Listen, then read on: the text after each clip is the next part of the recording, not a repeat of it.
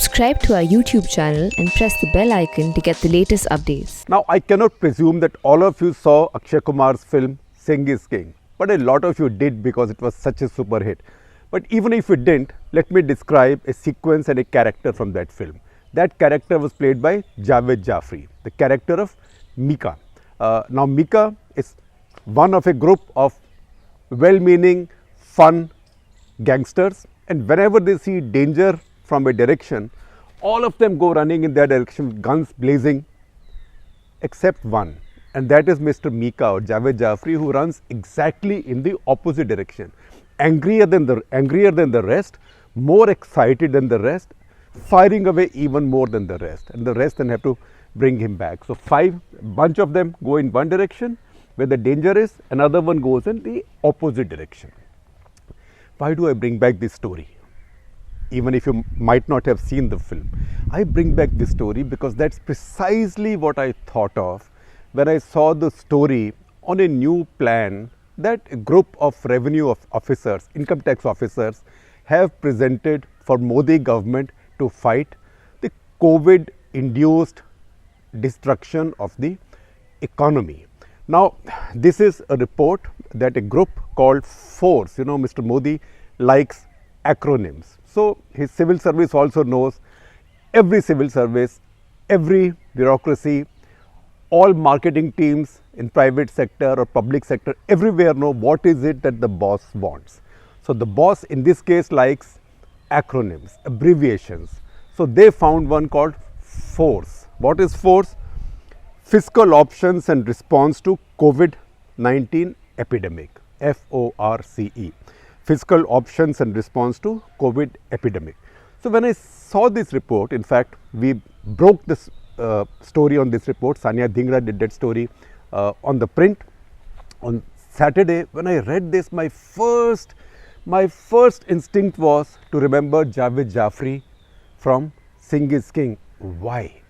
Because the whole world is hit by COVID crisis right now.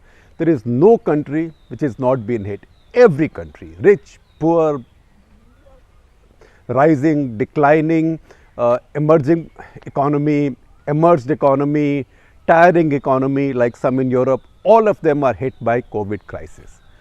All of them are running in one direction. And what is that direction? Bringing in tax incentives, bringing in incentives to invest more, bringing in incentives for more job creation, for pumping more money in their economies, or letting go, cutting interest rates, releasing more money. Their central banks are pumping liquidity in the market, so much so that the phrase called helicopter cash has also come into fashion. In the middle of all that, if you follow this idea, and they are not the only ones with this idea, India would be run in exactly the opposite direction. So, while all the rest of the world will be running in the direction where the danger is, firing away at the danger, India will be like Javed Jafri or Mika of Singh is King, running in the other direction, firing away where the danger is not coming from. Let me try and explain. Now, I am not going into all the details of this report. It is a long report. I am giving you a link to the report. You can read the entire report and make up your own mind. There is a lot of hard work that has gone inside it. It is also, I must say, quite earnest, but it is also something that belongs to the economics not of today, but of 1974. Who was the Prime Minister of India in 1974? It was Indira Gandhi, and if I may say so in all honesty and humility, the economic mind behind the disastrous things that she did with the economy and taxation at that point was Dr. Manmohan Singh's. And that was a time when India's inflation was rising to almost to 30%. We had just suffered the oil shock, before that the 1971 war shock, etc., etc. So, really awful things were done at that time, including detaining a sizable part of our salary income. I wasn't working then. Our salary incomes in a compulsory deposit scheme that the government detained to be released later. So, bad ideas, you think they die with time, but they don't die with time. Bad ideas keep coming back. So these are 1974 ideas in 2020. 26 and 46 years, 26 and 20, 46 years have been wasted.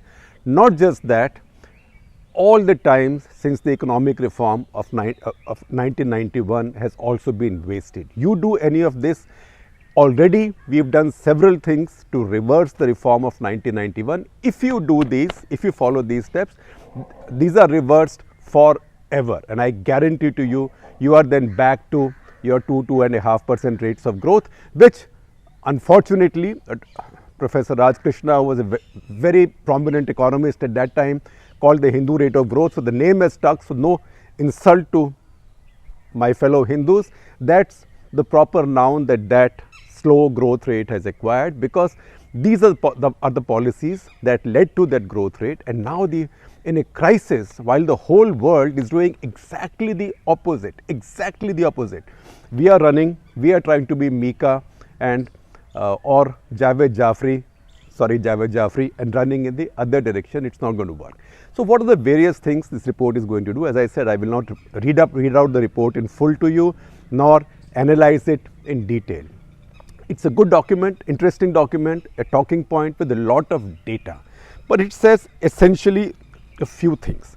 First of all, it says that those earning above 1 crore a year, they should now be taxed at the upper slab of 40%. Today is 30%. So 40% plus, I presume you put surcharges, etc. So today's 30% comes to 43.5%. This will then become come to about 55, 56%. That's not bad enough. Then they say that everybody earning more than 10 lakhs a year, just 10 lakhs a year, on top of health and education, etc., cesses, will pay a further COVID cess of 4%. If you add that also, then this will come to 57, 58%, which means if you earn more than a crore, you will pay that much tax. Then remember, on top of that, we have double taxation of dividend, we have 18% GST. So this is as perfect the universe of confiscatory taxation as you can have. I don't believe this country has had taxation of that kind except during two phases of its known history. One was under Mrs. Gandhi, 1974 to 77, 78. That period, our top tax rate went up to 97%. Absurd. Nobody paid it. That created the culture of black money. So that was the one time this happened. The other time such taxation happened in India was during Alauddin Khilji's period.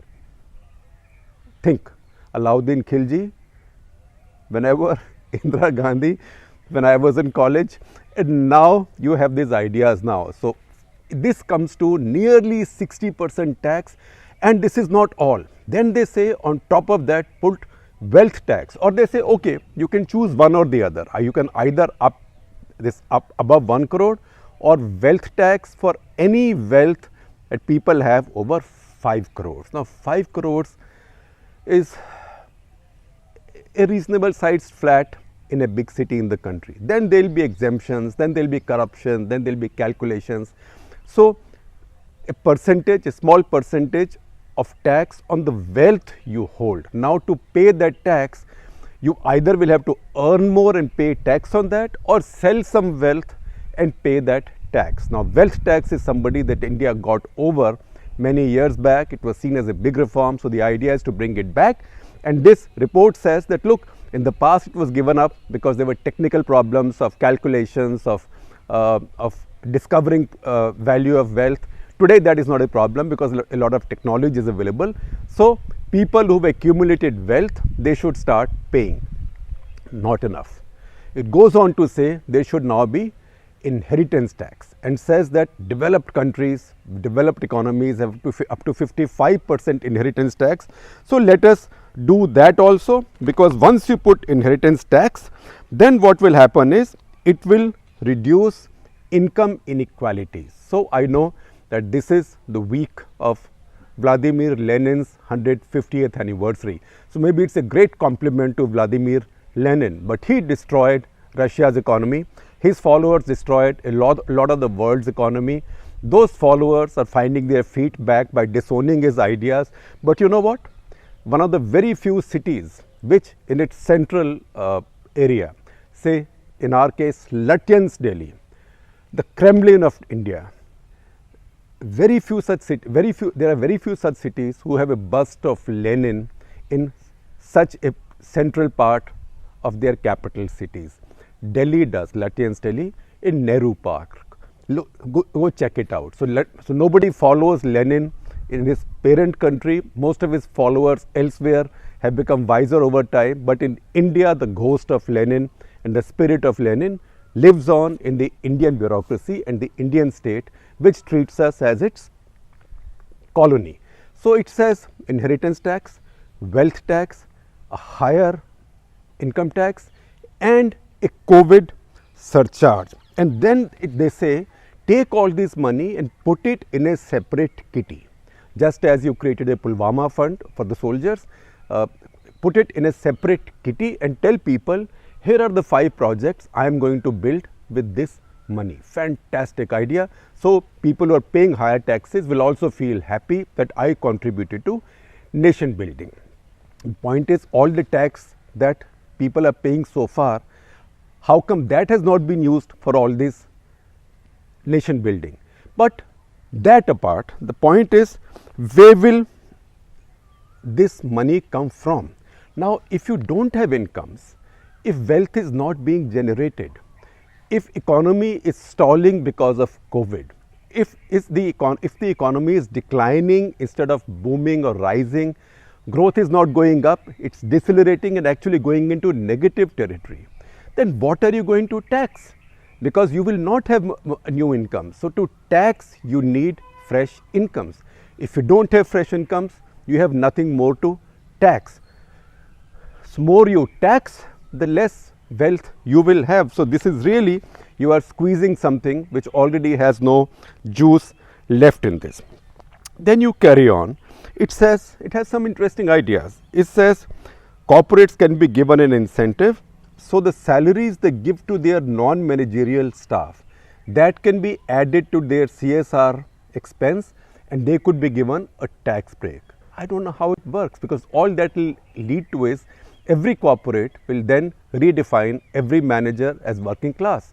I mean, look at the media. Every journalist in the media is working class, not a manager. So are we going to get all the salaries that are paid by media owners written off as CSR expense? It's not going to happen that way. Then it says have special bonds, COVID bonds, which is 5-year lock-in, which have interest rate.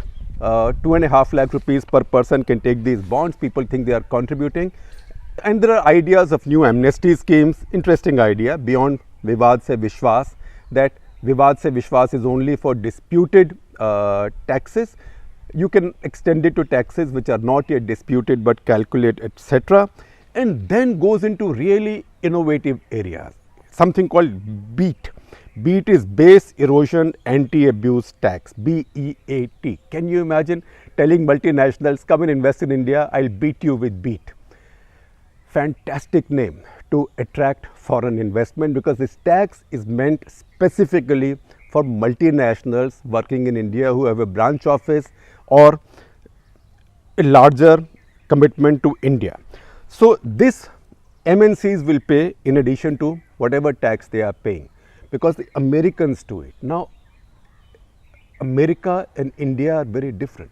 Corporate taxes in America and India are very different. India has a desperate need to attract foreign investment. America is a magnet for many other reasons.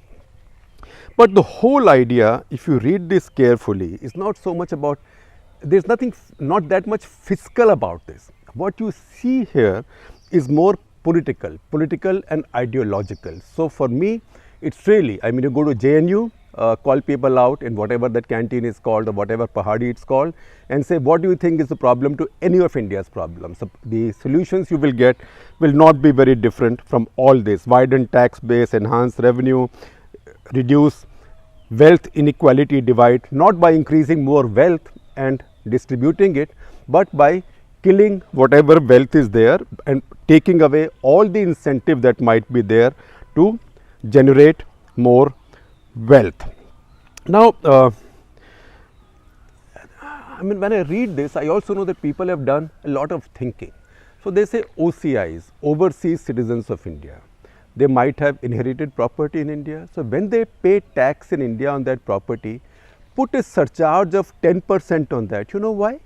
Because their parents or grandparents who are giving away that property in inheritance or bequest may have also benefited from facilities and subsidies extended by the government of India in the past. For heaven's sake, for any facilities or subsidies anybody got in the past from government of India, somebody paid tax.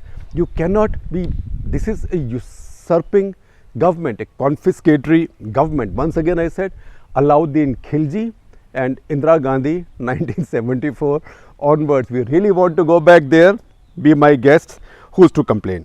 Then it has other ideas. It says to increase tax on gig economy, what is called as Google tax, just 6 to 7%. So beautiful signal to gig economy that you are doing so well and you are the one that we are expecting to survive after COVID or come back to its feet, the first after COVID, to save the jobs that are there and to generate more jobs. So we will tax you more. You know how much more money will that yield? This tax last year, according to this document, only yielded 939 crores. So 6% becomes 7%, which means on the base of 939 crores, another 15%, another 130, 140 crores. Uske liye you are rubbing your finger in the eye of all the gig economy companies. Then it has interesting ideas, give it up scheme for well-to-do people who can give up one tax break for a year, ATC or something. It's a cute idea. I don't think it hurts anybody too much. And then there's the cutest idea that some of the saving schemes should be made 100% tax free, especially NPS, National Pension Scheme. Just that the biggest beneficiaries of that National Pension Scheme becoming fully tax free will obviously be government employees. So charity begins at home. Then it says you can give tax breaks to kickstart the economy, tax break on purchase of vehicles, electronics, but only if they are fully made in India. So once again I can see a business starting in some inspector certifying what is fully made in India, what is partly made in India, what is the definition of fully made in India. Okay, 66% Indian components is the definition of fully made in India. Then what is that 66%? This is the return of Inspector Raj, a full-fledged Inspector Raj again, back to 1974. I don't know how it was in Alauddin Khilji's times. After all this, the report says that the important thing is to have predictability and certainty in India's tax regime. And for that, you can even have a zero scrutiny tax scrutiny year for 1 year or minimum seizure and search. Interesting ideas, but you talk predictability and certainty, and then you talk about such radical changes all on the downside for the taxpayer. It's not going to work. In fact, India has already had far too many shocks on its taxation policies over the past 4 or 5 years under the Modi government, and our last 3 budgets on taxation have been quite disastrous, because besides other things, they've taken away the predictability and moderation from our tax regime. Now we are pushing it further to the extreme in the same direction, and we claim that we want and we believe that we want predictability and certainty.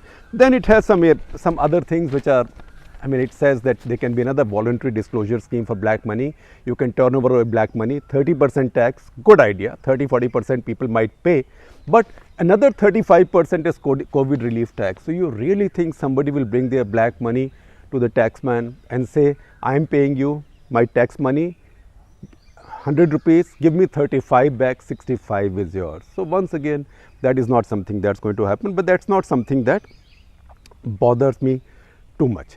What bothers me is what might actually happen, because remember a principle. Sorry, Victor Hugo. Victor Hugo said, nobody can stop an idea whose time has come. So as I've said before, in India, nobody can stop a bad idea whose time has come. Second, once a bad idea comes, you can always trust people subsequently to come and make it worse. Three, as subsequent leaders, generations make it worse, you can also trust that people who complain about the bad idea become fewer and fewer in numbers. So this is when that time when bad ideas are floating all over. The Prime Minister himself said that this has taught me self-reliance. I thought we moved away from self-reliance after 1991. Self-reliance doesn't just mean that everything I need I should make. Self-reliance also means that everything I need, importantly, I should be capable of making, but I should also make things that the rest of the world wants that it cannot get from anywhere. Unfortunately, we have still not done very much in that area except raw materials and some other low value stuff or in the services sector. That's why IT has become such a strength, because in services, don't malign services, in services in IT we have produced now goods that the world cannot do without. They have to buy from India. So that is how we have to work. We cannot go back to the Gandhian village and katoing our charkha once again. It's not going to happen. So I'm sharing some tweets with you from my friend Arvind Virmani, who is a noted economist, who's responded to this paper. He says, tax terrorism and bureaucratic socialism is worse than cancer. It neither lets you die in peace nor lets you live in peace. And he says 100 years of facts, data analysis have no effect on it, because fact, data analysis also all tell you that moderate taxes, reasonable taxes, predictable taxes is what leads to higher tax revenues. There are many others also that you will see, and many of these are people who are not unfriendly with Modi government. In fact, I am only sharing the views of people who are particularly friendly with Modi government. Then I will also quote from a favorite funny handle of mine. Please see it. It's called The Alice Smith. Now, The Alice Smith obviously is a spoof. The owner of the handle claims to be the great granddaughter of Adam Smith, the father of modern capitalism, 18th century economist. And there is a tweet there, and I'll read that tweet for you. It says, the higher the tax, the less the business can invest. The less the business can invest, the less wealth is created. The less wealth is created, the less wealth there is to tax. The less wealth there is to tax, the less is our tax revenue. The less is our tax revenue, the higher the tax. So once again you are back to where we were. Then you tax again. So this is a vicious cycle. India broke out of this vicious cycle. It started in 1980, it completed the job to some extent in 1991, and then under Jaswant Singh and Yashwant Sinha, Jaswant Singh, who I believe was our last truly reform oriented modern believer in political economy. They made it quite moderate and quite predictable. It has stayed on like that. The last thing that India needs right now is a shock, is a systemic shock to this system. And really, you know, sometimes I keep saying it again and again, when you paint the devil on the wall, you can make bad judgment errors. So this study, this presentation heavily relies on a study from a Center for Economic Policy Research based in London. I don't know how credible that institution is. I have read on it. Looks like some kind of a pop research institution to me. It's not something I will take seriously, definitely not to design 136 crores people's tax policies. And that estimates, think, because everything is based on the estimates of the damage that COVID will do to India. On the upside, the best case analysis in that report, CEPR report for India is 37 lakh deaths, 3.7 million, 37 lakh deaths from COVID. That's on the minimum side, and 1.4% loss of GDP. And on the maximum side, 1.67 36 crore deaths. That is almost 1.25% of India. That is, I mean, just think about it. That's a lot of Indians. So even 36 lakhs dead is 1.5 times more than all of the Indian soldiers who have died in every war since 1947, every insurgency, every operational causes. And if you have any doubts, please go to the War Memorial at India Gate in Delhi and count those names. So 37 lakh people will die of COVID in India. Just think about it. And that is the best case scenario. Now, if this is your best case scenario on which you are basing this analysis, the worst case scenario is 1.66 crore dead. This is not the flu pandemic of 1918 and this is not the India of 1918. But what happens is, as I said, when you paint the devil on the wall, it may decide to come and visit you, or you can just look at it and get scared and take wrong decisions. So some of that is happening now. It is important for good people, particularly for good people around this government, to speak up, and there are many of them, to make sure this doesn't happen. Although my concern is, be prepared, fasten seat belts. In India, usually nobody can stop a bad idea whose time has come, and bad ideas are now floating.